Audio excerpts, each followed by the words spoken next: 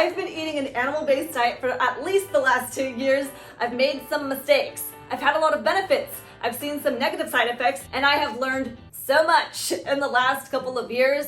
So we've got a lot to talk about. If you're new to this channel, my name is Lillie. I'm a certified health and life coach and certified keto nutrition coach. And I think the first thing that I have learned that I think kind of sets the tone for the video is that people choose to believe whatever they want to believe. And it's through our individual experiences that shape our belief. So some people can list all of the benefits to eating almonds, and then some people can list all of the negatives to eating almonds. And no one really knows what the truth is, because people will say you shouldn't have red meat because it'll give you cancer, or fish because of mercury toxicity, or fruit because of fatty liver disease, or vegetables because of leaky gut. And it's just every single food out there, I'm like, wow, what am I left to eat? I can't even eat the air because the air has pollution. I can't drink my water because it's got lead in it. So I have just found that with all foods and with all things, people are going to have an opinion, and it doesn't mean that they're right or wrong. It just means that no one really knows the truth. People can find the flaws and the negatives in everything, and I'm totally guilty of it too, but it doesn't mean that all foods are bad foods, because then we would have nothing to eat. So one of the things I learned specifically with plant toxins was through my conversation with Dr. Shawn Baker, where we were talking about and hypothesizing why is it that more and more people nowadays seem to not be able to tolerate the small amount of toxins in plants.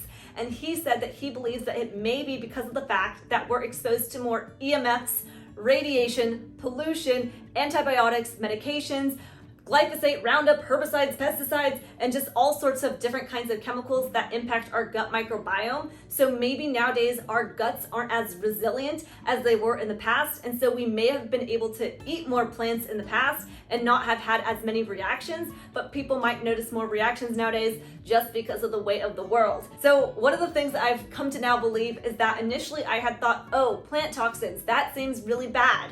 But I think that some people may specifically have a problem with oxalates and high oxalate foods, so they may not want to have very many oxalates in their diet. Other people, they may specifically have a problem with lectins, and so they may want to do a low lectin kind of protocol. But I can't say that everyone needs to avoid everything, because just because one person's experience, it didn't work out very well for them, it doesn't apply to everybody. So, and with that being said though, I learned that all disease begins in the gut. Because initially I had thought that things like, yes, obesity or diabetes, leaky gut, those things were stimulated from the foods that we eat. But after having my conversation with Dr. Natasha Campbell McBride, she really emphasized to me that no, like, all disease begins in the gut. We're talking allergies, asthma, acne, arthritis, yeast infections, eye boogers, body odor, everything begins in the gut. A clean, healthy body should not excrete nasty odors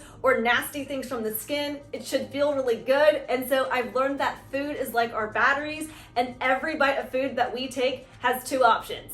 It either damages our health or fosters our health, because I used to think that if I had a piece of broccoli and then I had a cookie, then it would cancel each other out, but does it really work like that? Moving on to specifically eating an animal-based diet. Number one big thing I learned was about the transition, because when I transitioned into eating this way, I did it very gradually. It might have even taken me close to a year. So I never experienced keto flu or feeling low energy or feeling lethargic. But some people, they are just overachievers and they just rip it off like a Band-Aid. Kudos to those people. I understand that some people have that all or nothing mentality, so they just kind of go cold turkey. But I vote for the slow transition, because the body is going through a rapid shift in its gut microbiome. It's flushing out electrolytes. It's learning to burn a different fuel source. So it can just be a little bit not as easy as just like a gradual baby step. But regardless, if people are going to rip it off like a Band-Aid or if they're going to move into it slowly, something that I have learned is to pay attention to electrolytes. So either that could be adding salt and salting to taste my food, adding salt to my water. I used to dump salt back into my mouth, or getting an electrolyte drink mix. I like Element because it's a super clean product. I have some clients who take 7 of these a day, so people are going to require different amounts of electrolytes, but it's just magnesium, sodium, and potassium. So even people who don't eat low carb or keto, it's just electrolytes. So I think everybody can benefit from having more magnesium and potassium, which can help with hydration, with energy, with sleep, with muscle contraction, with a whole list of magnesium, sodium, and potassium are great for a whole list of things. So something I would pay more attention to is electrolytes, especially if I'm feeling low energy or not feeling the best. And right now, Element is offering my listeners a free sample pack with any order. So that's 8 single serving packets free with any order, where you can try a bunch of different flavors, see which one you like. And this offer is only available by clicking the link in the description or by going to the URL drinklmnt.com/Lillie Kane. Another thing with the transition too is that people may notice initially they lose a lot of water weight, maybe in the first week or first month. I have some people who lose 30 pounds in the first month, and then people may see that their weight levels out a little bit more, and they may not see as big of a weight loss result after they lose that initial water. That doesn't mean that more weight's not going to come off, but people don't have to undereat to lose more weight. And this is something that I learned myself, is I wasn't trying to lose weight, but when I initially started eating this way, the foods, they are just so nutrient dense and protein heavy that I was so full, I wasn't hungry to eat more food, and I never counted my calories, and I never realized that I was in a calorie deficit. And if I would have continued eating that little amount of food, I could have messed up my hormones, my metabolism. I could have been like other clients and people who I work with who have been losing their hair, losing their menstrual cycle, having low energy, feeling cold all of the time. And so if we're not giving our bodies enough fuel, then the body will slowly start shutting down and doing less things that it would have used energy for. Because if we give our body enough energy, then it'll do things like blink and have a menstrual cycle and generate heat to keep us warm. All of the things that the body does, grow hair, it takes energy. So we need to give it energy and give ourselves enough fuel. So I don't think that people should count calories. I don't think humans are natural born calorie calculators, nor do I think counting calories is very accurate anyway. But I do also think it's important to make sure we're eating enough food, because I found that with the transition, I just wasn't very hungry. And so once I realized how little I was eating, I slowly started increasing the amount of food I was eating. It took me about a year. So it's a very gradual process. I didn't go from just eating 1,200, 1,400 calories to now double. I eat about 2,200 to 2,500 calories in a day. So it was a very gradual process of slowly increasing food. It can really help the healing process when the body has enough food. I did try eating 1 meal in a day multiple times, and I found that no matter what time I ate the OMAD, if it was at 5 p.m., if it was at 12 o'clock, if it was at 9 a.m., no matter what time I ate it, when I would go to lay down for bed at night, my stomach would just be in so much pain. It would be gurgling. It would still be digesting food, even if I ate the meal in the morning. So for me, OMAD wasn't really the most pleasant experience, and it was just really hard for me to eat over 2,000 calories in one sitting. Hard on my digestive system too. My thoughts on fiber and my beliefs around fiber have mostly been shaped by Dr. Natasha Campbell McBride. Again, this woman, that conversation impacted me in so many ways.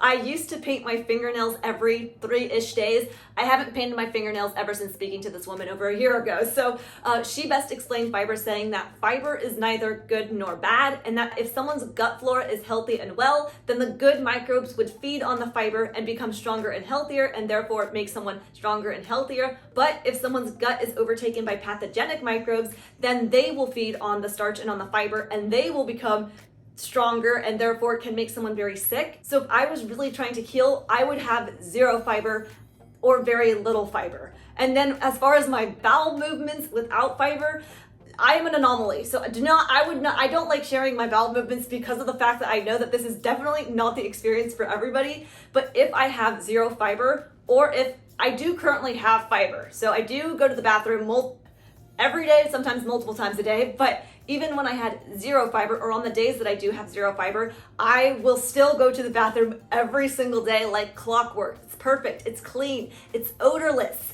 But with that being said, I do think I must have some really good digestion, because I know that that's not the case for everybody, and that some people may find that they go to the bathroom a lot less if they have zero fiber. I will give a better example. My fiance goes to the bathroom 2 to 3 times a week. Again, his is perfect, painless, odorless. There's that misconception that you need fiber to go to the bathroom. We have definitely not experienced that. In fact, we've found that our bowel movements have become better without fiber. And I don't think that people have to have fiber to be healthy, but I do think that it can have a place too if people want to have some fiber. Another thing I learned is that sometimes, this isn't just with health, but also with life in general, is that sometimes we may have good months and then a bad week and then some good days and then a bad day. And so it's not always going to be butterflies and rainbows, but overall, if we are feeding our bodies the right fuel, getting good sleep, exercise, sunshine, then even though we have some bad moments,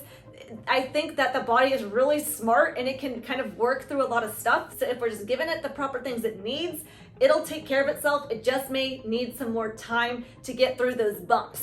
I learned that I can't digest a ton of rendered fat very well, because if I make a lot of ground beef and then there's the leftover beef juice and I pour that on top, heads me straight to the bathroom. But if I have more fat like butter or ghee, I tend to digest those fats better. So if anyone else is realizing like, I am just running to the bathroom, this is no fun.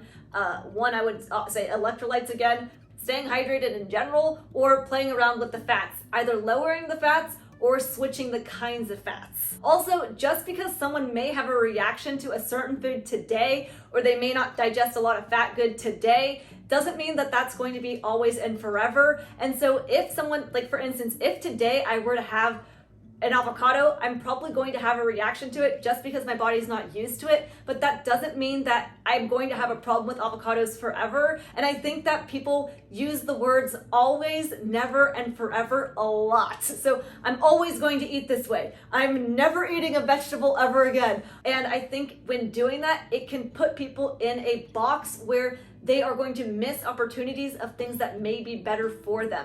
And by putting ourselves into this box of this is what I do and that's the only thing I can do, we may be doing something right now that's actually damaging our health and we just don't know it because we don't want to see it. But then also we could be missing out on other things that could be helping us too. So I try to keep an open mind that if something doesn't agree with me right now, that doesn't mean it's going to be that way in the future. Benefits I've experienced eating this way are that I've never shared this one before, but I used to, in high school, college, and post-college, go to the doctor for medications for UTIs, and so I no longer have any of that going on. I have less cramps and less clotting during my menstrual cycle, so this is all working really good. And I have less yellowing in my teeth, less body odor, I sweat less, I have less joint pain in my knees. I was a hurdler for 8 years, and so all the jumping and the impact on my knees, I used to have very severe knee pain when walking up the stairs, and I never thought that I would actually be able to walk without having the pain, so it's been such a relief